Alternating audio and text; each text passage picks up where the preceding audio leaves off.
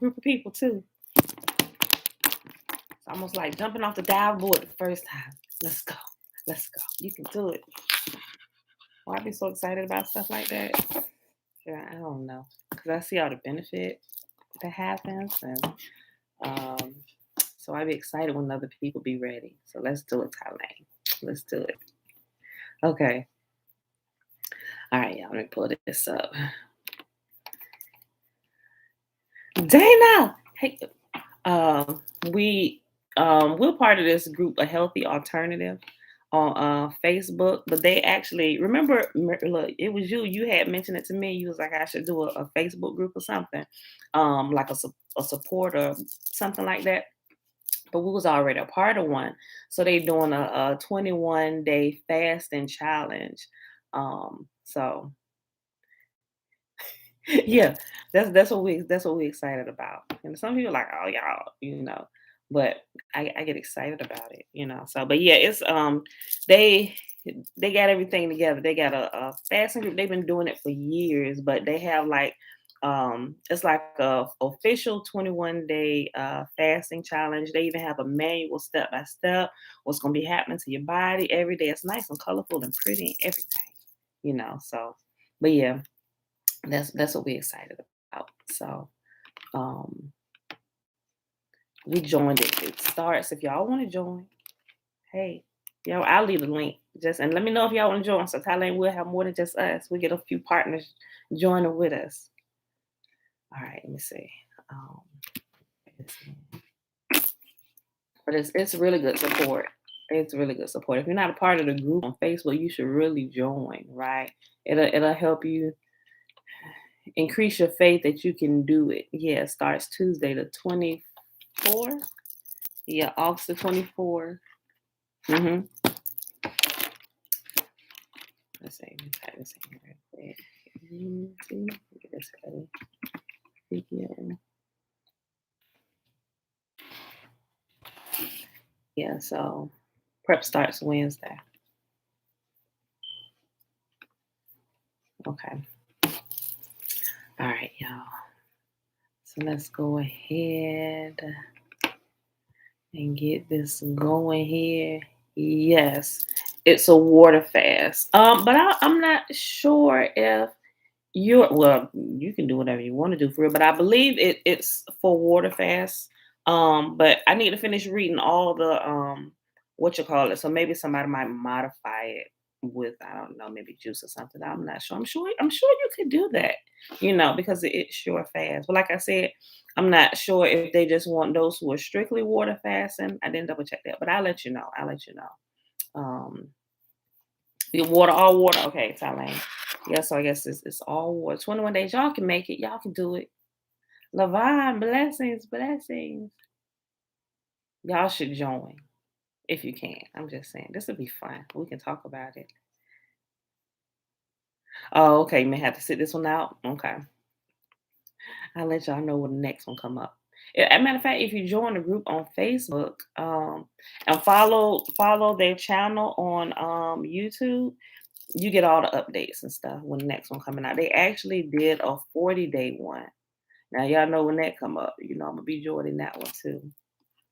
He actually just did a 40-day one. I think it ended like 2 weeks ago. Maybe it was last week. But I didn't do that one with him. I was kind of doing my own thing. So, but this one, this works out because I was about to start another one anyway. So that's why I was super ecstatic when I when I saw your comment. You was you asked me, Thailand. I'm like, yes. I had already planned to be fasting again anyway. So, but yeah, it's gonna be fun, right? I got somebody to talk their head off. Oh, okay. Yeah. When you fast, some people still try and work out while you fasting, water fasting, and some people do. It can be done, but you got to be careful. And how depending on how long you're fasting, um, it can be dangerous, but I still take walks. That's about the most I'll do. Maybe you might be able to get away with going to the gym, maybe like the first day or two. That's about it. Otherwise, you need to be conserving all of your energy because it's going to be redirecting itself towards your body so it can do what it needs to do, So I'm just saying. But yeah, I would, if you're doing like that long 21 days, I would recommend just walking and getting out there in the sun, right? And when you're water fasting, of people, because I know some people, they're scared if they have like a lot of weight to lose. They're scared about having loose skin. When you water fast, you will not have loose skin. It's been proven. There's some matter of fact, it's so many people that water fast and do it appropriately, where they do not have loose skin. They take pictures and everything, and I know I still got a little bit to lose, but I was kind of concerned about that before. But what happens when you water fast? What your body does to heal itself, it takes care of that in the process. So people that lose weight fast, like doing diets, but they're putting other things in their body and they're still working out, sometimes they still tend to have a little loose skin, but not when you water fast. It's water fasting is the ultimate healer, and water fasting will prevent loose skin, right? So even some of my gut that I done lost. I was thinking, I was like, I might have a little loose skin, but no, it all, and it really baffles me how it shrinks. It's just, I don't know. I would say it's more than genetics. It's I don't know. It's the power of water fasting. If you're scared about loose skin, water fasting will take care of that, because it's going to eat all the, I guess, because of how the body, the mechanisms in the body when you water fast, what's happening, what it begins to do. It literally, because if you got a bunch of extra fat, when you water fast, when you stop putting in food this way, the body goes inward to get the food, and it goes, so all that stored fat, them extra pounds that's on the body is that's food source. Me too, Trina. Trina says she got a goal about 40 to 50. That's about my goal, what I got left, right? But all the extra fat and stuff on the arms, backside, around the gut, the visceral fat around the gut, that's food. That's food that's been stored away for a rainy day, right? So when you water fast, that's what begins to happen.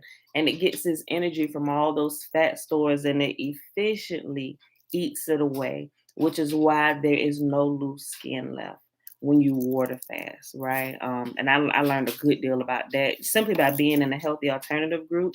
That's what it's called on Facebook if you're not a part of. It's called a healthy alternative. Yeah, you'll definitely, it helps with the, look, Dana, it helps with the cellulite too. It's definitely gonna get the meat out your system, especially the meat. If you've been, because I know y'all pretty much plant-based, especially for the times when you were eating meat all them many years and many moons ago. It's gonna go in there and do a clean sweep of your intestinal tract, and it's gonna push all of that out. So, but yeah, so if y'all want to join, go to a healthy alternative. Matter of fact, I'll post the link to the fasting thing that they said, where it has the link where you can join up. And if you want to, it's not a 40, it's 21 days, but it's a water fast. So if you're ready, we start prepping August the 24th, Tuesday. It's Tuesday coming up, right? So they do a couple prep days and stuff. And like I said, there's instructions on what you should be doing every day, and what will be happening to your body every day. And I found it happens. I don't know. That's just the course that the body takes, and everybody's body does it. Some people's body may be in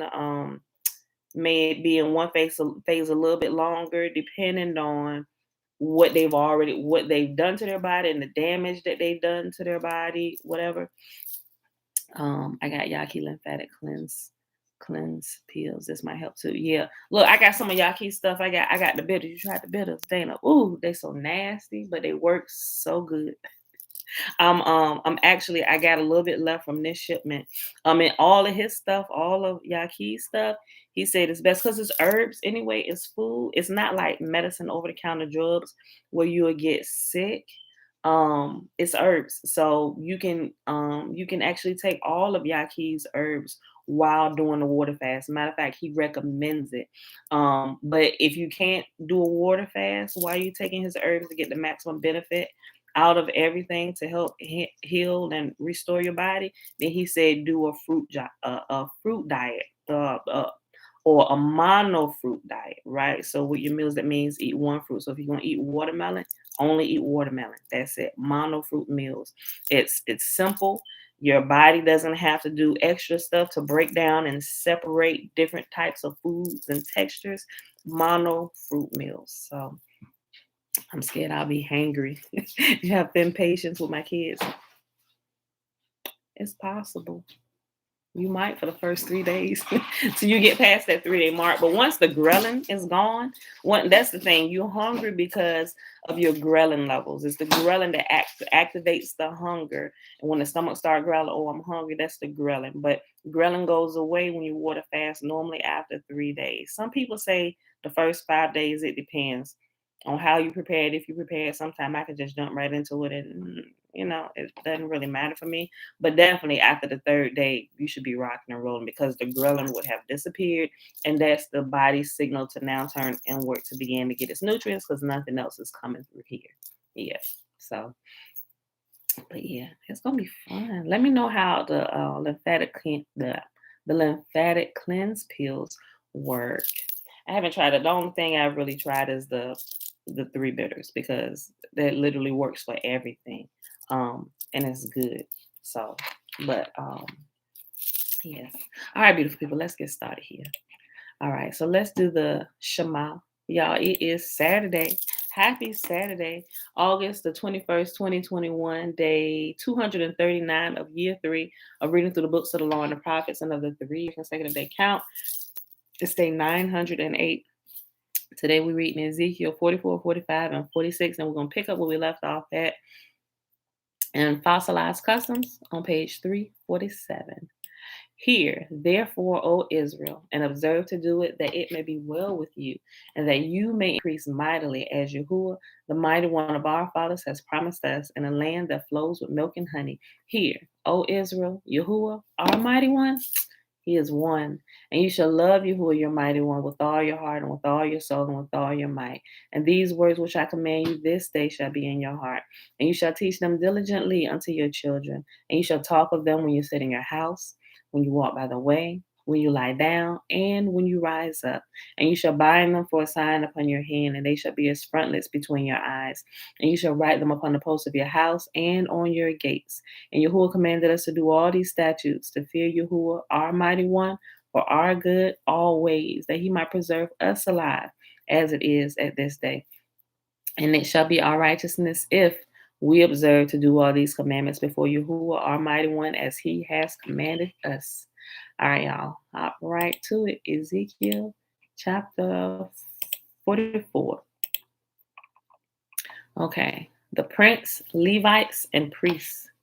Then a man brought me back to the east gateway in the outer wall of the temple area, but it was closed. And Yahuwah said to me, this gate must remain closed. It will never again be opened. No one will ever open it and pass through, for Yahuwah, the God of Israel, has entered here. Therefore, it must always remain shut. Only the prince himself may sit inside this gate to feast in Yahuwah's presence, but he may come and go only through the entry room of the gateway. Then the man brought me through the north gateway to the front of the temple. I looked and saw that the glory of Yahuwah filled the temple, and I fell face down on the ground. And Yahuwah said to me, Son of man, take careful notice. Use your eyes and ears and listen to everything I tell you about the regulations concerning Yahuwah's temple. Take careful note of the procedures for using the temple's entrances and exits, and give these rebels, the people of Israel, this message from the sovereign Lord. O people of Israel, enough of your detestable sins. You have brought uncircumcised foreigners into my sanctuary, people who have no heart for me. In this way, you defiled my temple, even as you offered me my food, the fat and the blood of sacrifices. In addition to all your other detestable sins, you have broken my covenant. Instead of safeguarding my sacred rituals, you have hired foreigners to take charge of my sanctuary. So this is what the sovereign Lord says. No foreigners, including those who live among the people of Israel, will enter my sanctuary if they have not been circumcised and have not surrendered themselves to me. And the men of the tribe of Levi who abandoned me when Israel strayed away from me to worship idols must bear the consequences of their unfaithfulness. They may still be temple guards and gatekeepers, and they may slaughter the animals brought for burnt offerings and be present to help the people. But they encourage my people to worship idols, causing Israel to fall deep into sin. So I have taken a solemn oath that they must bear the consequences for their sins, says the sovereign Lord.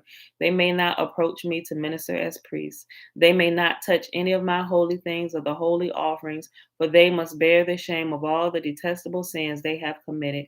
They are to serve as temple caretakers, taking charge of the maintenance work and performing general duties. However, the Levitical priests of the family of Zadok continued to minister faithfully in the temple when Israel abandoned me for idols. These men will serve as my ministers. They will stand in my presence and offer the fat and blood of the sacrifices, says the sovereign Lord. They alone will enter my sanctuary and approach my table to serve me. They will fulfill all my requirements. When they enter the gateway to the inner courtyard, they must wear only linen clothing. They must wear no wool while on duty in the inner courtyard or the temple itself. They must wear linen turbans and linen undergarments.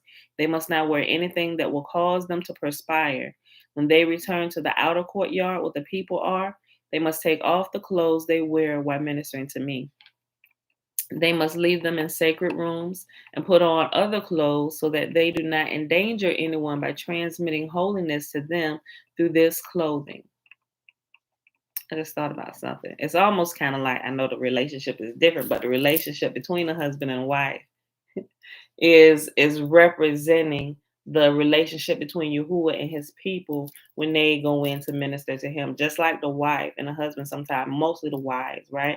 Mostly the wives have sacred garments that they only wear for their husbands. Nobody else see them in those sacred garments, right? That's only for the husband while she goes in to minister to her husband. Then, after it's done, those garments are then put away from the eyes of everyone else, and they put on other clothes, right? They must neither shave their heads nor let their hair grow too long. Instead, they must trim it regularly. The priests must not drink wine before entering the inner courtyard. They may choose their wives only from among the virgins of Israel or the widows of the priests. They may not marry other widows or divorced women. They will teach my people the difference between what is holy and what is common, what is ceremonially clean and unclean. They will serve as judges to resolve any disagreements among my people. Their decisions must be based on my regulations, and the priests themselves must obey my instructions and decrees at all the sacred festivals and see to it that the Sabbaths are set apart as holy days. A priest must not defile himself by being in the presence of a dead person unless it is his father, mother, child, brother, or unmarried sister. In such cases, it is permitted. Even then, he can return to his temple duties only after being ceremonially cleansed and then waiting for 7 days. The first day he returns to work and enters the inner courtyard and the sanctuary, he must offer a sin offering for himself, says the sovereign Lord. The priests will not have any property or possession of land, for I alone am their special possession. Their food will come from the gifts and sacrifices brought to the temple by the people, the grain offerings, the sin offerings, and the guilt offerings. Whatever anyone sets apart for Yahuwah will belong to the priests. The first of the ripe fruits and all the gifts brought to Yahuwah will go to the priest. The first batch of dough must also be given to the priest, so Yahuwah will bless your homes. The priest may not eat meat from any bird or animal that dies a natural death or that dies after being attacked by another animal. Next chapter, Ezekiel chapter 45, the division of the land. When you divide the land among the tribes of Israel, you must set aside a section for Yahuwah as his holy portion. This piece of land will be 8 1/3 miles long and 6 2/3 miles wide. The entire area will be holy. A section of this land measuring 875 feet by 875 feet will be set aside for the temple. An additional strip of land, 87.5 feet wide, is to be left empty all around it. Within the larger sacred area, measure out a portion of land 8 1/3 miles long and 3 1/3 miles wide. Within it, the sanctuary of the most holy place will be located. This area will be holy, set aside for the priests who minister to Yahuwah in the sanctuary. They will use it for their homes, and my temple will be located within it. The strip of sacred land next to it, also 8 1/3 miles long and 3 1/3 miles wide, will be a living area for the Levites who work at the temple. It will be their possession and a place for their towns. Adjacent to the larger sacred area will be a section of land 8 1/3 miles long and 1 2/3 miles wide. This will be set aside for a city where anyone in Israel can live. 2 special sections of land will be set apart for the prince. One section will share a border with the east side of the sacred lands of the city, and the second section will share a border on the west side. Then the far eastern and western borders of the prince's land will line up with the eastern and western boundaries of the tribal areas. These sections of land will be the prince's allotment. Then my princes will no longer oppress and rob my people. They will assign the rest of the land to the people, giving an allotment to each tribe. Rules for the princes. Who are you getting that for? Me and Josh. You just got one for you. You getting a second one? No, it's for me and Josh. Which includes you in the equation again. And you just, oh, yeah, you shake your head. Yeah, okay. Put it back. Mom, it's getting darker. I'm getting some more. We'll see. Rules for the princes. But this is what the sovereign Lord says: enough, you princes of Israel. Stop your violence and oppression and do what is just and right. Quit robbing and cheating my people out of their land. Stop expelling them from their homes, says the sovereign Lord. Use only honest weights and scales and honest measures, both dry and liquid. The homer will be your standard unit for measuring volume. The ephah and the bath will each measure 1/10 of a homer. A homer, I think it's homer. I don't know that the H is silent. The standard unit for weight will be the silver shekel. 1 shekel will consist of 20 gerahs, and 60 shekels will be equal to 1 mina. I don't know what that is, and I got to look it up, what it is in English. Special offerings and celebrations. You must give this tax to the prince: 1 bushel of wheat or barley for every 60 you harvest, 1% of your olive oil, and 1 sheep or goat for every 200 in your flocks in Israel. These will be the grain offerings, burnt offerings, and peace offerings that will make atonement for the people who bring them, says the sovereign Lord. All the people of Israel must join in bringing these offerings to the prince. The prince will be required to provide offerings that are given at the religious festivals, the new moon celebrations, the Sabbath days, and all other similar occasions. He will provide for the sin offerings, burnt offerings, grain offerings, liquid offerings, and peace offerings to purify the people in Israel, making them right with Yahuwah. This is what the sovereign Lord says: in early spring, on the first day of each new year, sacrifice a young bull with no defects to purify the temple. The priest will take blood from this sin offering and put it on the doorposts of the temple, the 4 corners of the upper ledge of the altar, and the gateposts at the entrance to the inner courtyard. Do this also on the 7th day of the new year for anyone who has sinned through error or ignorance. In this way, you will purify the temple. On the 14th day of the first month, you must celebrate Passover. This festival will last for 7 days, which we know that goes into unleavened bread, right? The bread you eat during that time will be made without yeast. On the day of Passover, the prince will provide a young bull as a sin offering for himself and the people of Israel. On each of the 7 days, on each of the 7 days of the feast, he will prepare a burnt offering to Yahuwah, consisting of 7 young bulls and 7 rams without defects. A male goat will also be given each day for a sin offering.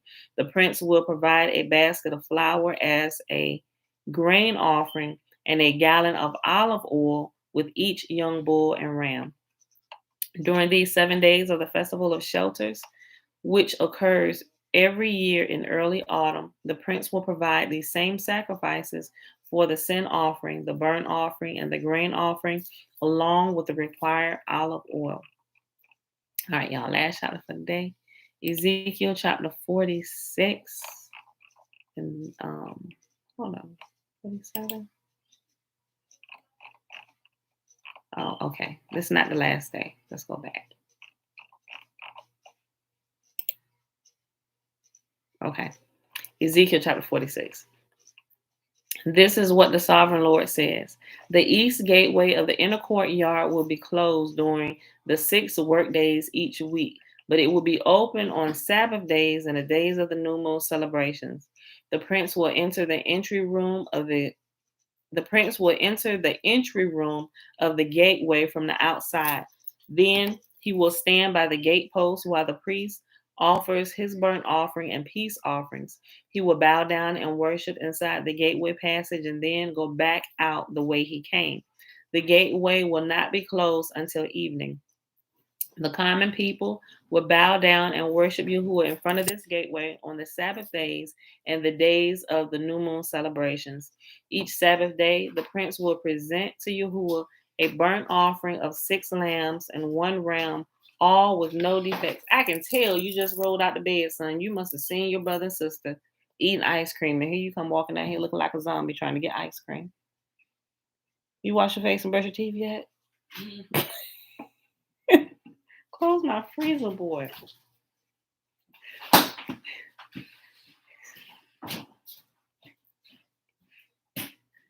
You know how one child gets something, then he or she go alerts every other child that's present in the known local area. Ooh, look what I got. Then everybody comes rushing to get what they got. Each Sabbath day, the prince will present to Yahuwah a burnt offering of 6 lambs and 1 ram, all with no defects. He will present a grain offering of a basket of choice flour to go with the ram and whatever amount of flour he chooses to go with each lamb. And he is to offer 1 gallon of olive oil for each basket of flour. At the new moon celebrations, he will bring 1 young bull, 6 lambs, and 1 ram, all with no defects. With the young bull, he must bring a basket of choice flour for a grain offering. With the ram, he must bring another basket of flour. And with each lamb, he is to bring whatever amount of flour he chooses to give. With each basket of flour, he must offer 1 gallon of olive oil. The prince must enter the gateway through the entry room, and he must leave the same way. But when the people come in through the north gateway to worship Yahuwah during the religious festivals, they must leave by the south gateway. And those who enter through the south gateway must leave by the north gateway. Almost sound like COVID rules, right? You come in this door, you leave out this door. You come in this door, you leave out this door. I'm just saying, it just reminded me of that.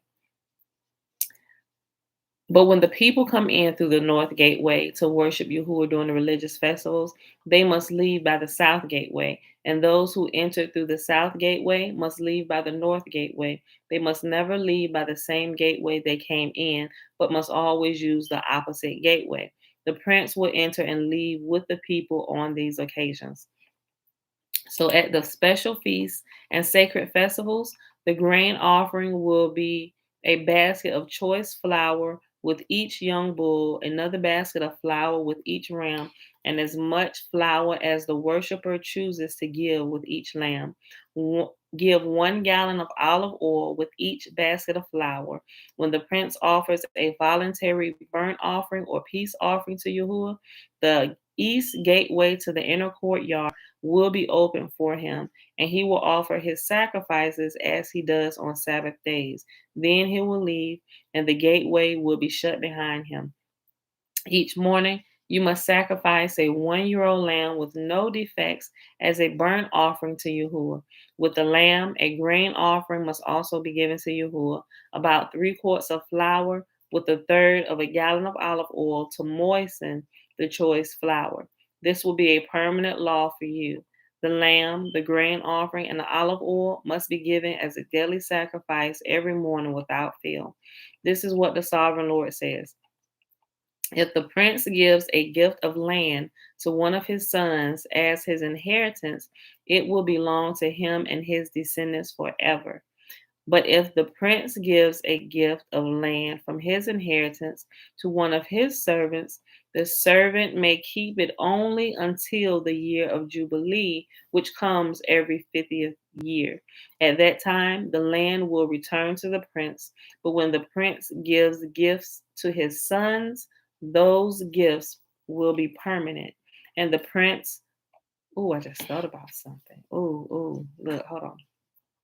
Okay, it's okay, so it's kind of like, when the land was divided up amongst the nations of the world, and we had the land which has been pretty much been occupied by other occupants, not just that little slither, but it's a lot of places that the world doesn't teach you that this is a part of Israel's land. Like, this is the land, it's called the promised land because it was promised to us. Like, it was promised to us in our inheritance. We got to read this. Our dad left this land to us right here. See, this land, this is our promised portion of land, right? Mommy. Yes. Go ahead. Strawberry ice cream. Go ahead. So, so when it's time for the current tenants, or they would be, they aren't necessarily servants, but they are tenants of the land, which is why they have to give it up, because it doesn't belong to them. They're just residing in it, right? They're just residing in it for the time being until it's time to give it back to the sons to whom it belongs to permanently, right? Okay. This is what the sovereign Lord says. If the prince gives a gift of land to one of his sons as an inheritance, it will belong to him and his descendants forever. But if the prince gives a gift of land from his inheritance to one of his servants, the servant may keep it only until the year of Jubilee, which comes every 50th year. At that time, the land will return to the prince. But when the prince gives gifts to his sons, those gifts will be permanent. And the prince may never take anyone's property by force. If he gives the property to his sons, it must be from his own land. For I do not want any of my people unjustly evicted from their property. The next section is the temple kitchens. In my vision, the man brought me through the entrance beside the gateway and led me to the sacred rooms assigned to the priests, which faced toward the north. He showed me a place at the extreme west end of these rooms. He explained, "This is where the priests will cook the meat from the guilt offerings and sin offerings and bake the flour from the grain offerings into the bread. They will do it here to avoid carrying the sacrifices through the outer courtyard and endangering the people by transmitting holiness to them." Then he brought me back to the other courtyard and led me to each of its 4 corners. In each corner, I saw an enclosure. Each of these enclosures was 70 feet long and 52.5 feet wide, surrounded by walls. Along the inside of these walls was a ledge of stone with fireplaces under the ledge all the way around. The man said to me, "These are the kitchens to be used by the temple assistants to boil the sacrifices offered by the people." And that is our reading for today. That is what we pause. Jay Denton. Shalom, shalom. Okay, y'all. So let's hop on over here to where we left off at in Fossilized Customs. Joshua, what's that? Okay, so page 347, y'all. And we starting with the Hebrew idioms. This is pretty good. Yes. Oh, George want me to use it. Okay, we'll use it because it's melting. You're not eating it fast enough. So that was a good decision. Okay, whatever it says. Okay, Hebrew idioms, and he has this picture right here. Everybody's kind of probably familiar with this particular picture, but anyway, beside it, he has well, he's going to explain what these idioms mean. All right. Okay, close it, y'all. Close it. Okay. I'm gonna read what the picture says. It says Hebrew idioms. These, which are idioms are like analogies, right? Okay. So here are some of them: beast, bind and loose, green tree, living water, lake of fire, higher calling, eye of a needle, son of Belial, eye is eagle. Hey, come on, y'all, that's too loud. Eye is evil, eagles gather, bosom of Abraham. Okay. Hebrew idioms, unlocking their meaning, a grave situation, figures of speech. Languages have from dozens to hundreds of idioms. A widely known Hebrew idiom is bosom of Abraham is one of them that is commonly missed and is taken literally. Is it a real place or an idiom for the grave? What is an idiom? An idiom is an expression of a concept, feeling, idea, circumstance, or thing used in a figurative sense. An idiomatic expression should never be interpreted literally. It is very closely related to a maxim and a parable. What is a maxim? A maxim is a brief expression of a general truth or rule of conduct. An example of a maxim is the pen is mightier than a sword. A lot of us, if you went through the public school system, you done probably heard that one, right? Idioms, maxims, and parables have been very useful teaching tools, especially and in mainly oral cultures. What is a parable? A parable is a short allegorical story intended to illustrate or teach some truth, religious principle, or a moral lesson. Yahushua used parables and figures of speech many times. In Luke chapter 16, he uses the Hebrew idiom bosom of Abraham. This was a figure of speech they readily understood, and Yahushua used it to make his point about a very rich man and a desperately poor man.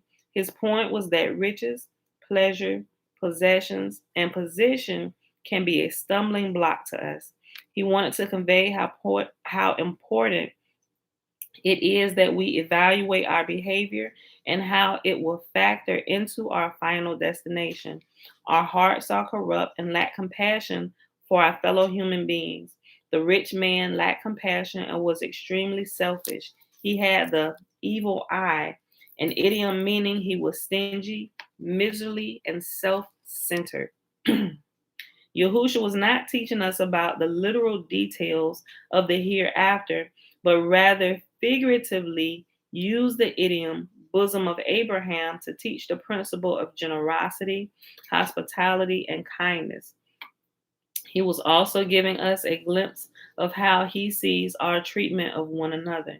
Yahushua used many idioms. His Nazarene followers knew he used them, and in one place they pointed this out. His taught ones said to him, "See, now you are speaking plainly and not using figures of speech." That's found in John chapter 16, verse 29. The figures of speech refer to the use of idioms. There are also personifications and anthropomorphisms used in scripture. Wisdom is personified in Proverbs as if Torah is a she, that she behaves as if in human circumstances. Wisdom is personified in Proverbs as if Torah is a she that behaves as if in human circumstances. Webster's defined the concept of anthropomorphism as an interpretation of what is not human or personal in terms of human or personal characteristics, humanization. Cultural idioms can easily be misunderstood when translated literally. They vary in transparency. Some familiar to us are bat out of hell or hell out of dodge, leaving, which means leaving with extreme haste, right? Feeling under the water is what? Representing an illness. You're not feeling too well. In the same boat is in the same situation together. We're in the same boat. I don't know. We're in the same boat, right? Not like we're literally in the same boat. You see what he's saying? So if you take these things to be something literal, you change the whole outlook of everything when it was literally meant to be like an analogy to something, right? We're just saying this. We don't literally mean this, but we're saying this because the culture of that day, the time of that day, we do it a lot now, right? And some of the things people took literally today as like this is what it was, they would get it wrong every time. And we see that happen a lot, especially when it comes to scripture. A lot of things that people take literally from the scriptures is wrong and should not be done that way because it was not a literal thing, right? It was not a literal thing. It's simply there to teach you a principle underlying what it said. So some of the things in here did not actually happen, right?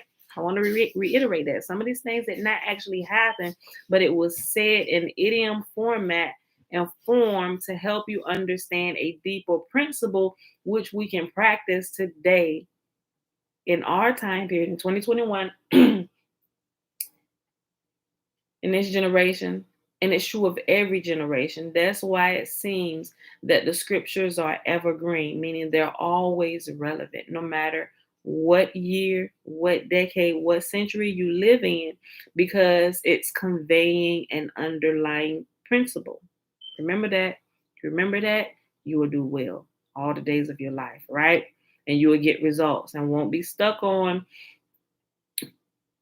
a bunch of religiosity or be religious. Some people's super religious and they think some things going to happen, but this was conveying something else, right? Something that can be tested in your day. No matter, like I said, no matter what generation you live, the principle will remain the same. The stories may change over time, and they will, and they are being changed. But the examples are changing based on the current generation. But like I said, the underlying principles will remain the same, right? If you remember that, you'll do well. Joy, shalom, Shabbat, shalom, right? Okay. Hold on. Cultural idioms can easily be misunderstood when translated literally. They vary in transparency. Some familiar to us are bat out of hell or hell out of dodge, which means leaving with extreme haste. Feeling under the water, it's representing an illness. In the same boat means we're in the same situation together. Woke up on the wrong side of the bed, you cranky. Bats in the belfry, mentally disturbed, or sis, a few sandwiches short of a picnic basket, or she's missing a few marbles, right? That's the same type of idiom. I mean, you are mentally disturbed. Something ain't right up here, right? Graveyard shift, working a late shift or past midnight. Silver lining, the detail. Oh, there's a silver lining, right? Which means unforeseen good aspect of a bad situation, right? It's something good in this. You're not seeing it, but there is a silver lining there, right? If we play our cards right, I mean, if we careful, if we do this right, right?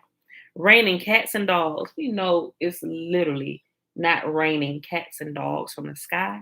It simply means it's a heavy downpour of actual rain falling from the sky, right? A red herring is a distracting or misleading clue. Red hot, exciting, red handed. In the act, you got caught in the act of doing something wrong. Have a bone to pick. That means a dispute between people, right? Heap coals of fire upon his head means to shame them, raking over the coals, openly shaming someone. Thrown under the bus, exploiting the situation to cause blame to fall on an innocent person. Man, you just threw me under the bus, right? Kick the bucket, croak, bite the dust, bought the farm, all those mean, oh yeah, granddaddy just bought the farm. What farm? He did, right? And so on. If we don't understand how to apply idioms, we can easily get egg on our face, right? Or the egg on the face idiom means you're made to look foolish, right? Because you're taking some of this stuff literally, and it's not literal. I'm just saying, just keep that, hold that close, and bring it along with us while we learn. Because while we breaking up all these fallacies and stuff that we find in the scriptures, we're gonna get to bare bones, begin to pull out the principles that we really should be gleaning from Torah, right? That's what the key is, the principles to apply, right? Now that we're older, we no longer need childish stories, right? We no longer need the parables, and now we can speak plain to you. When you can speak plain to somebody and not have to give them stories and examples, they've matured where they can understand principles, right? And it's so good, right? But while you're growing, we need to give you some let's tell this to you in story form fashion, right? If we tell it to you in story form fashion, at least you remember the order of events of the story and you remember what each one is. You kind of need those things to you need to pair it with something good or good memories, that whole principle. Because sometimes a lot of people just can't remember raw data and facts. It's like, what? Bad. Just let me know when you're done. Tell me the outcome of this, right? A lot of people can't do that. That's why you have to give it to them in story form, parables, uh, analogies. And if they're not ready for it, they just won't get it. They're just gonna gloss over and say, okay, yeah, we don't understand. Let me keep on going, right? You're not ready for it. But when you're ready for it, you come back, hold on. So when you said such and such, this is what you meant. Ha ha. Ha ha. Okay. If we don't understand how to apply idioms, we can easily get egg on our face. This idiom means made to look foolish. We can easily fly off the handle and invent fantasies, unreal places we think may really exist. Okay. Purgatory is a fantasy realm. It's a syncretism borrowed from Buddhism. Catholicism exploits the belief in this fantasy realm to collect vast sums of wealth in exchange for indulgences, which are said to eliminate or reduce a fiery torture for venial sins or for lesser sins. No one can be in purgatory because it doesn't exist.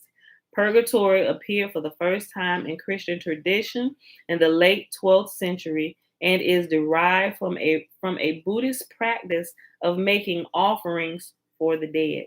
Misunderstandings create strongholds or false reasoning and myths. Figurative language. Just want to show you one of the mistakes of the King James Version, right? The apple of my eye is figurative, right?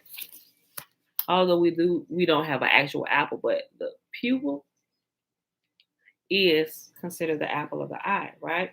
Hebrew idioms. The KJV uses the word apple where the Hebrew text employs an idiom for an object of incomparable desire. One idiom became a completely different one here since the Hebrew word does not mean apple, either literally or abstractly. Literally, it means little man of the eye. Where they say the apple of the eye, it doesn't mean apple. It means the little man of the eye, right? Apparently, the translator was hungry or really, really like apples. There are many Hebrew idioms. If we take them literally, they only confuse us. One of them is the familiar phrase, the bride of Yahusha. This is an idiomatic expression since we know there is not a literal gender component involved.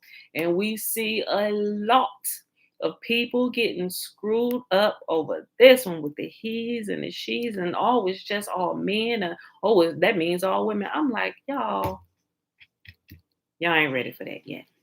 That's not what that means, right? They're taking it to be literal. Especially, good example is with 144,000 people.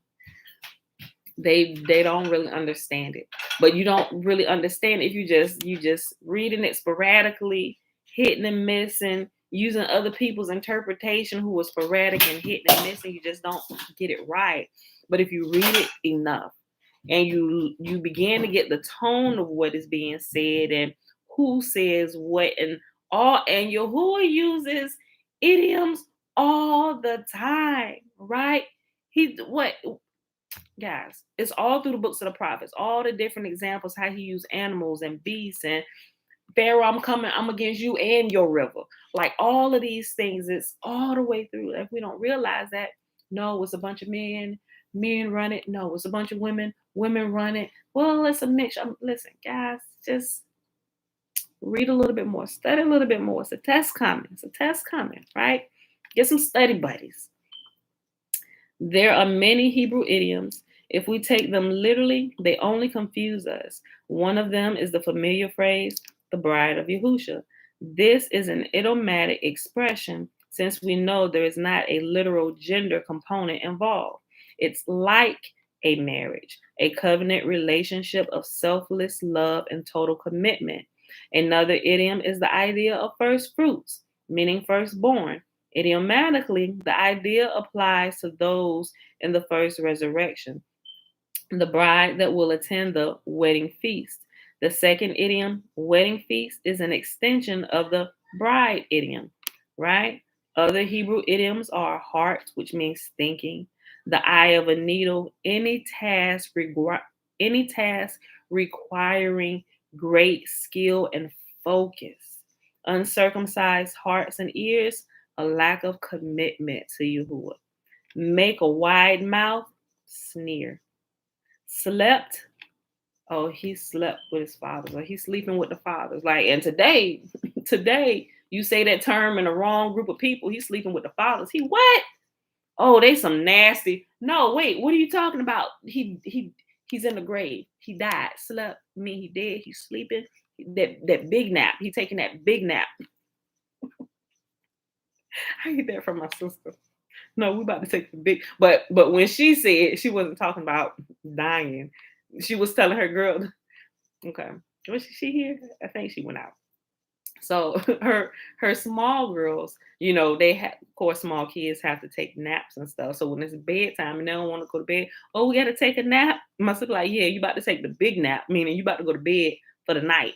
It's funny. So y'all get it. To receive another heart means to change the mind, right? Lift up his eyes, meaning he saw or she saw. Hate means to avoid or prefer less than another.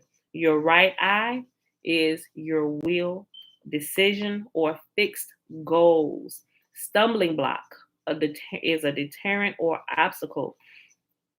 Throat of an open grave is to speak deceitfully. Enlarge space means to set free.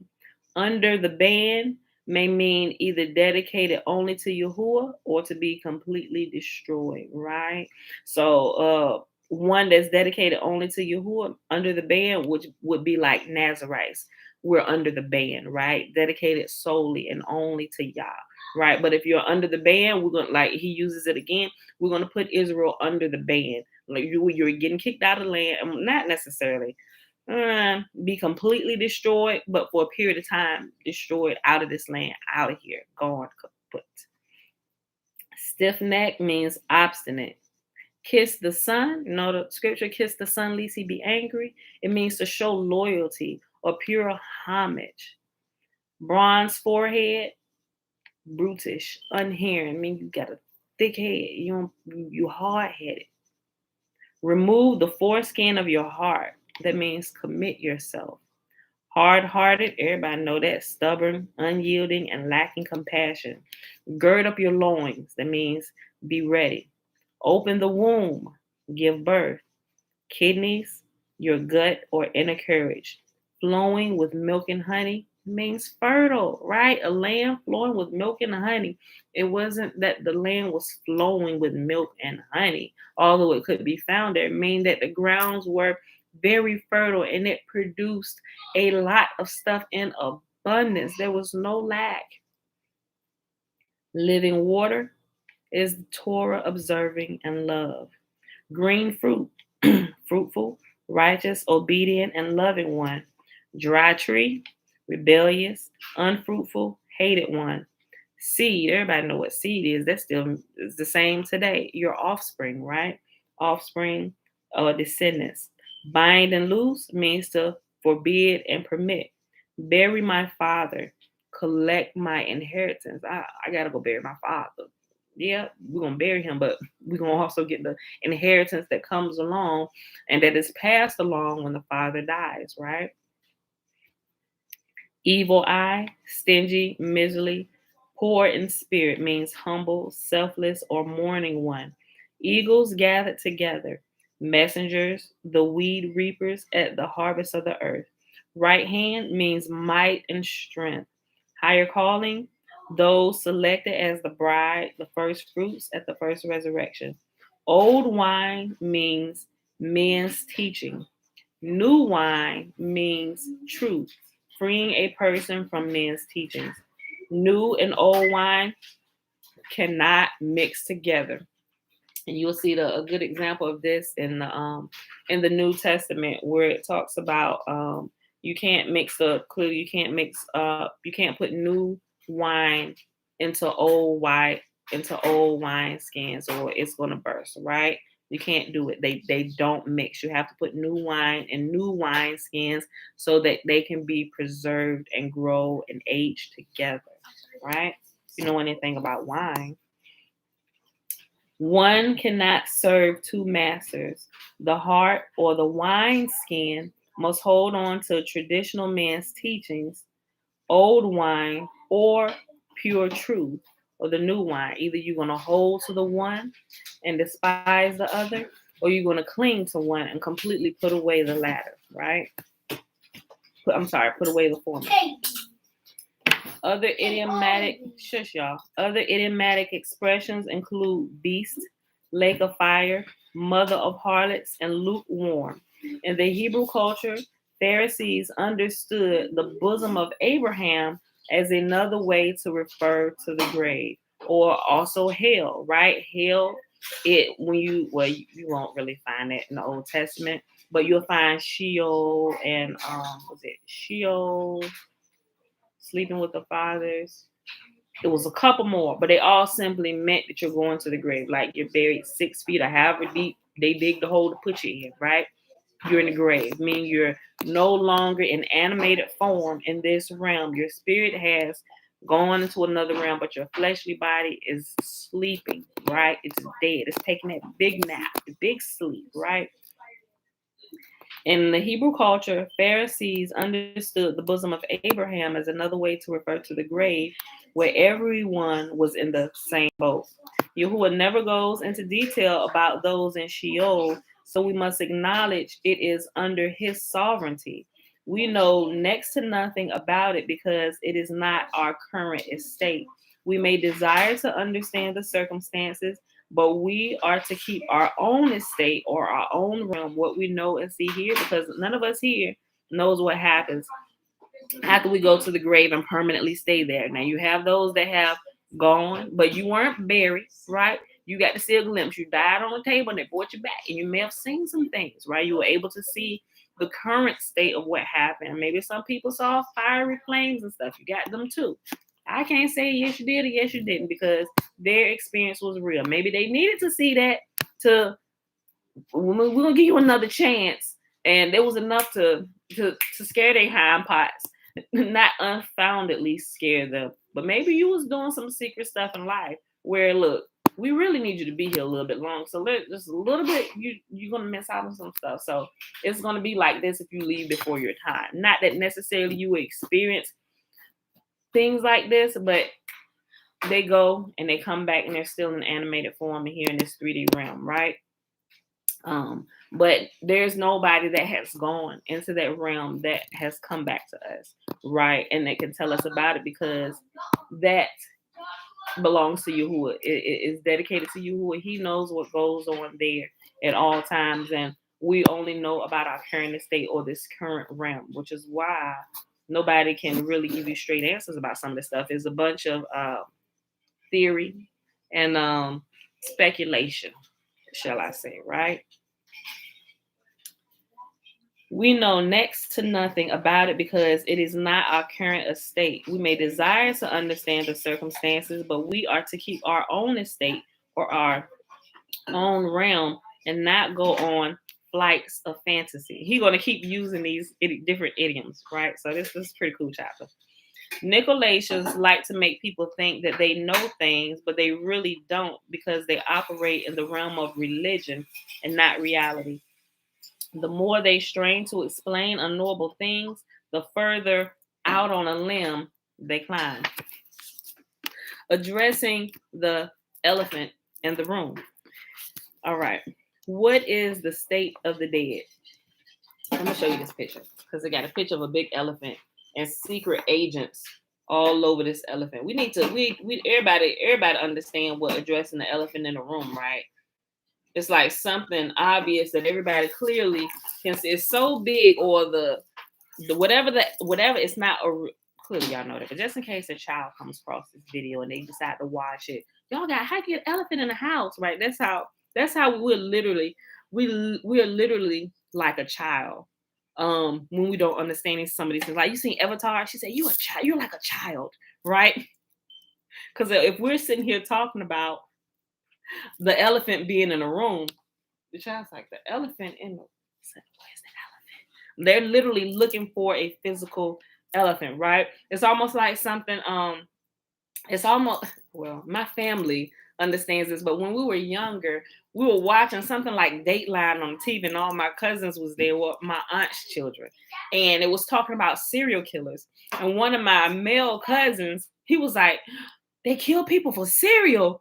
That's what he thought, because of a serial killer. But clearly, we know those that are of age and we understand this term or this idiom or this analogy or this maxim, we know that it's not a person who kills people for their breakfast cereal, but it's a person who kills multiple people, meaning you kill many people. You're a serial killer, right?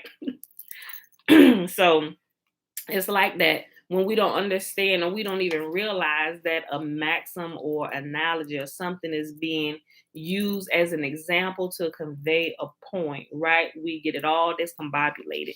And that's what most of the people in the church, they got it all discombobulated. People that come out of it, they still trying to understand some things, but they're still holding on to what they had discombobulated over here and just bring that stuff along when they should have let it go. No, that's not what that meant.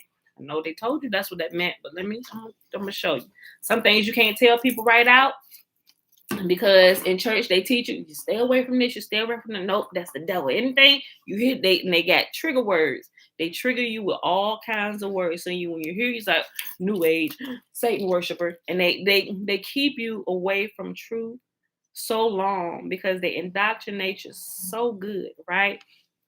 And you never even understand just some of the elementary things, right? And you remain a child, right? A child that still needs children's stories. What is the state of the dead? The dead are in a state removed from our realm entirely, but still remain in the mind of Yahuwah. They are outside our physical realm space-time, so time is not passing for them. In this state of being, they are awaiting their resurrection from the dead. Such heavenly matters are very misunderstood from the vast majority, and this is quite understandable. The prophet Daniel is waiting in a state idiomatically called the bosom of Abraham right now, resting until he is raised. Daniel chapter 12, verse 13. But you go your way till the end and rest, and arise to your lot at the end of days. The dead are not consciously aware of anything, but resting in a temporal interlude as if sleeping. The dead know nothing, being unconscious or unaware. Their next conscious thoughts will be at the moment they are raised at the presence of Yahuwah.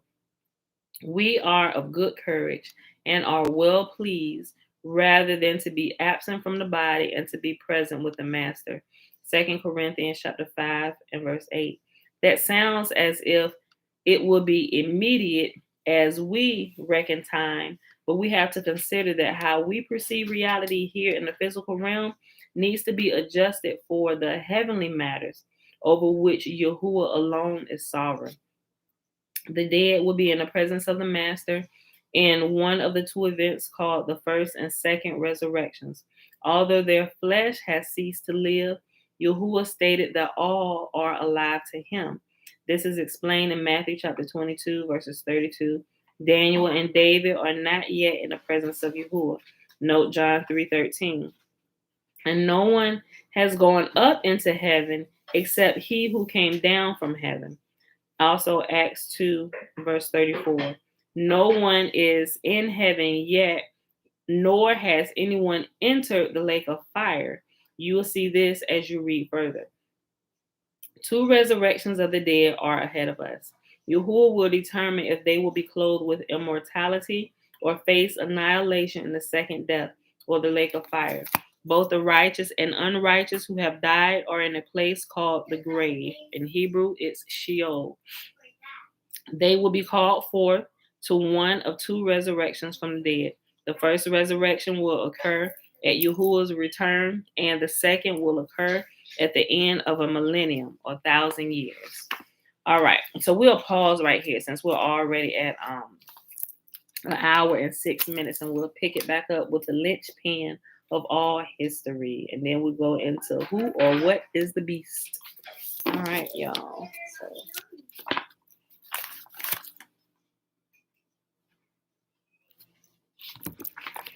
All right, y'all. So that was Ezekiel 44, 45, and 46, and we read Fossilized Customs, page 347 to page 351. Like, we'll literally be done with this book in a couple days, y'all. We really will. Oh, wait. We might be done with this tomorrow. Hold on. The rest of these pages is pictures.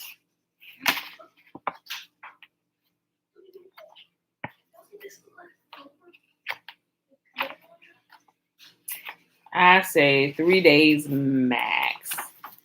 If when I start reading, I don't start telling y'all some story of my life, we'll be done in about 2-3 days max. You know how long-winded I can be telling y'all stories. Okay. All right, y'all. It is Saturday, August the 21st, 2021, day 239 of year 3 of reading through the books of the Law and the Prophets, and of the 3-year consecutive day count, day 908. I told y'all what we read and everything. So let's go ahead over to the blessing.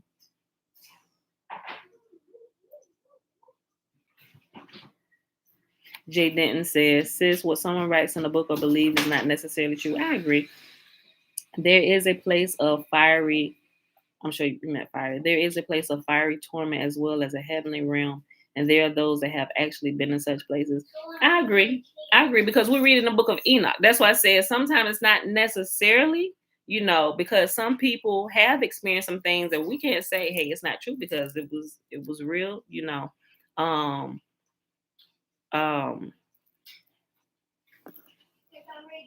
Hold on. Oh, okay. I saw that. Yeah. So, yeah, she said those writings are not true. That's why we've been in the mess we've been in for so long. You're absolutely right. So that's why I said, if you learn the principles behind the scripture, we can kind of test some things, right? And we'll have to kind of decipher ourselves what's true and not true, right? Because it's a lot that's been tampered with. Even some of his stuff in his book is kind of off. That's why I bring some things up. But we can't really nullify people's personal experiences in their dreams, right? But we know even when we have dreams sometimes, and me, perfect example, some dreams will give me straight truth, like boom, here's the truth. But some dreams will be overly exaggerated, right? So maybe I may see a huge something. Okay, say something that's not normally huge, like a cell phone, right? A cell phone clue, the size of a cell phone, but maybe in my dream it may be the size of a refrigerator. We know, okay, this not necessarily talking about a cell phone, but it's representing something else because it's overly exaggerated, right? So, but there's a good mixture of truth, actual events and things that did happen, and it's a good mixture of parables and stories and analogies. What we have to be mindful of is what they are, so we don't take analogies or stories and parables and maxims to be as truth when they're simply just a story trying to convey a point to us, because maybe we may not understand it if they just give us raw data and facts, or like computer code. It's like computers. When you program computers, there is code. Anybody who does any kind of coding, I know because I kind of do the coding for our websites and stuff, it's like a bunch of numbers and characters and stuff that you put together and loop it in order to get pictures, and and you can embed stuff. A lot of people don't understand that. If you're not a programmer or understand computer code, it's like, what is this? But those are the ones, that's why they can't give you straight facts, right? Yes, you're right. Yep, that's the New Testament. It's encoded. It's encoded. And I be want to say some stuff, but some people it's just not like, oh, we can't watch you. So that's why I give stories and I talk so much. I'm trying to help y'all see. And I like his book because he explains a lot of that. Although sometimes it's like, wait a minute, we're still trying to find our way, what was true and what's a story or a parable. We have to decipher all of it. It's like we're still trying to figure that out. Some things we clearly understand, but other things we're trying to understand the code, right? So it's me, like while I'm doing this, it's like I'm the program, not necessarily the programmer, but I'm the coder, and I'm trying to present it in a way in story form, just like you can see my picture on Facebook and YouTube. If you was to take this video, you're not going to take a picture or a video. It's going to give you code that you can embed anywhere, and boom, the video comes up, or pictures or whatever. It's the same thing. It's a bunch of code. It's a bunch of computer code, bunch of website code, embedding, and all those things. So for those who are not well versed in code and don't understand, like, what is this crap, right? It gives them a story form fashion where they can see and understand and hear it in a way that makes sense to them. That's all it is. It's all it is. Remember, I said that. Okay. Now, Uncle Nathaniel says, speak to Dana's. This is confusing comment from the biblical reading. Go back up. Dana, it's simple. This, she said, that is so confusing. If Yah didn't require blood sacrifices, are the flour, oil, and grain offerings accurate or leavened too? It's leavened, right? Remember, there were things that were added in. Yahuwah says, I don't require it. So anytime you see Yahuwah saying, do this, and the slaughterings here, that was added leaven to it. Because everything that Yahuwah tells us we can do can be completely done at all times without the slaughtering of any kind of animals or any humans. He said the blood defiles. Anytime you see anything in scripture, old and new, that goes against that what we can do wherever we're scattered to the four corners of the earth. Remember, take everything we learn, bring it all with us. Keep everything. You have to have all the pieces. If anything goes against that, it's added leaven. And that's how you can easily pick it out. So, I mean, it's Ezekiel, and I just kind of read it, but just remember that while we're reading. Sometimes I didn't come in and say it today, but I did say it yesterday when I was talking about it. Remember, I said the temple and the rooms for slaughtering with the priests. I actually stopped and I just kind of gave that yesterday, but I didn't do it today when we read over that because I just did it yesterday. So you just got to remember that, right? Yahuwah said the blood defiles, right? It's water that cleanses. So you have to realize, okay, this is added leaven.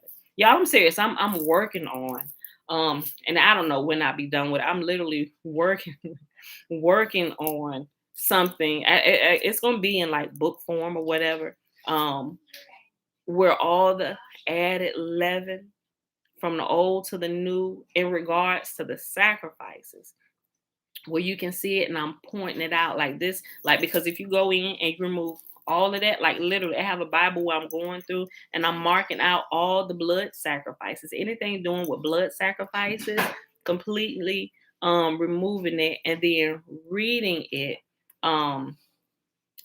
without it, because it flows smoother when you read it without all the blood being splattered and stuff, right? What about the grain offerings? What do you mean, your grain offerings?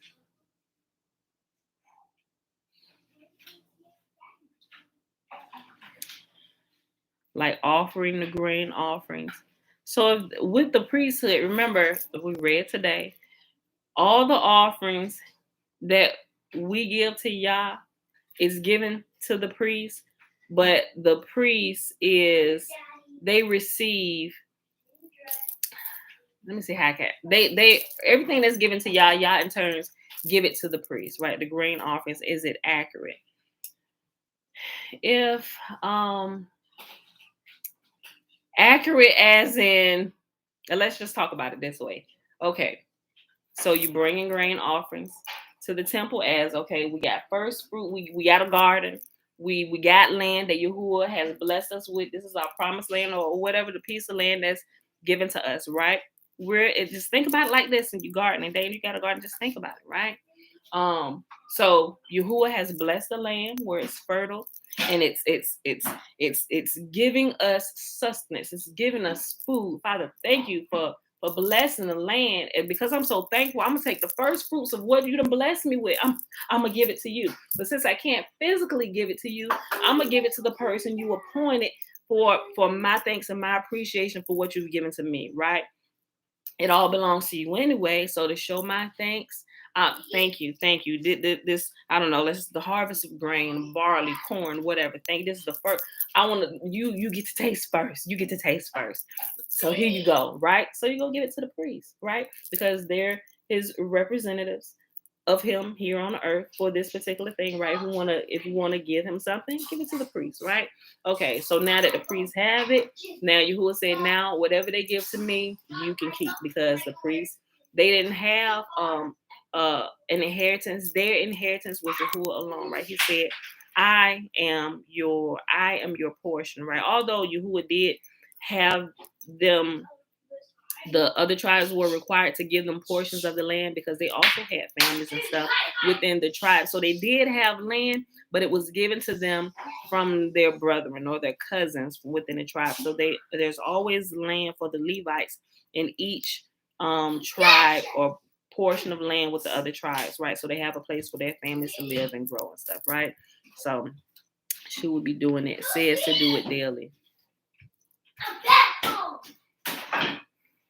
I would, but see, here's where understanding the principles,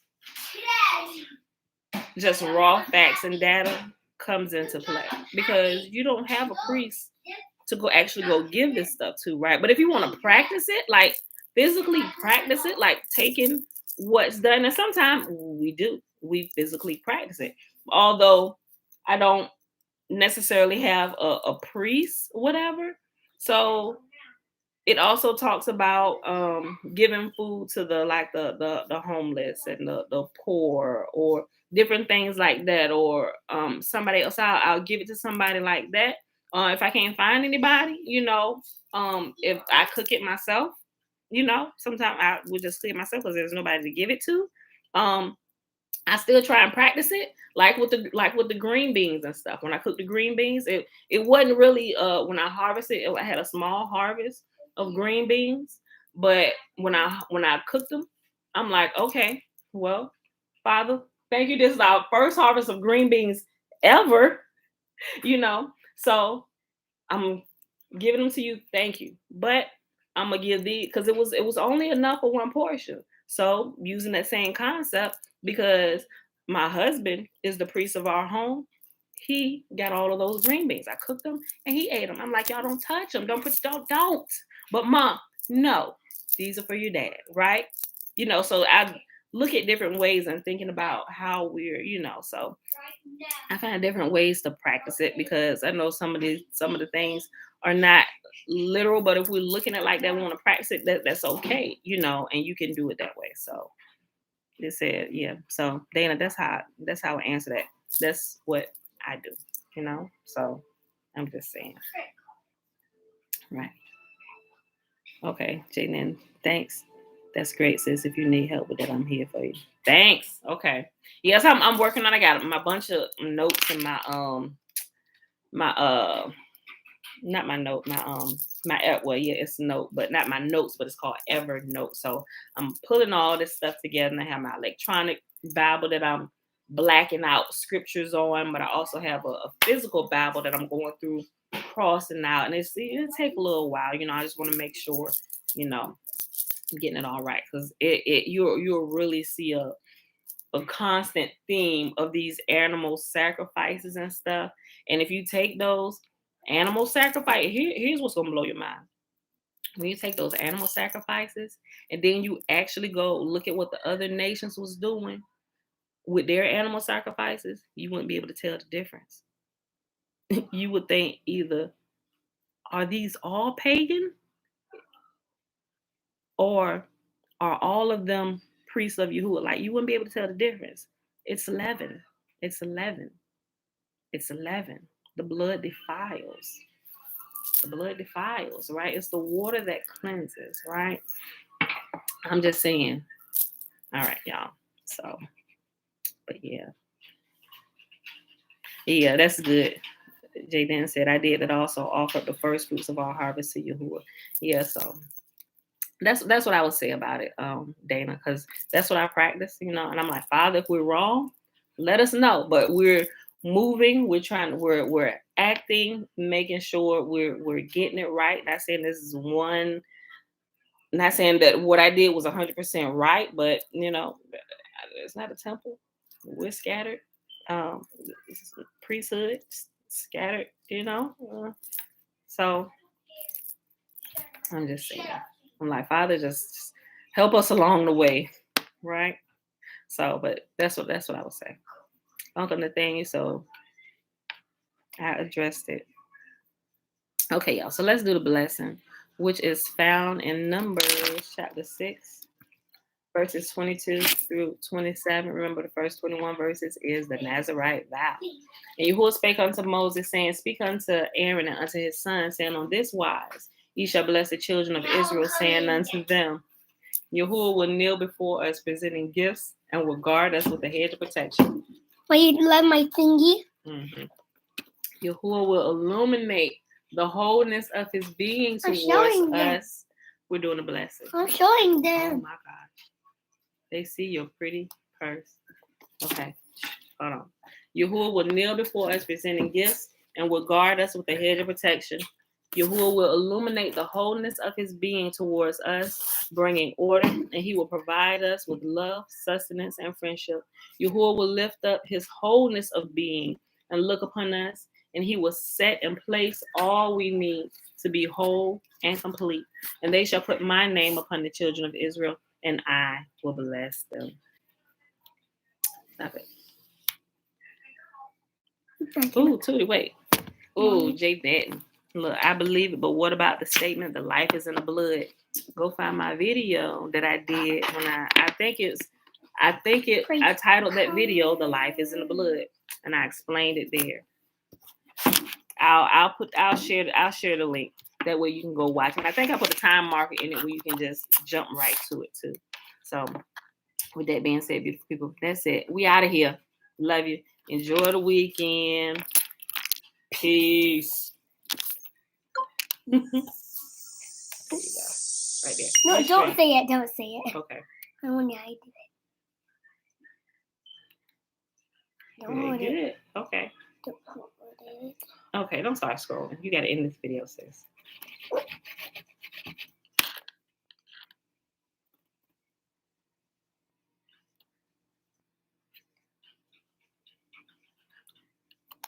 Bye.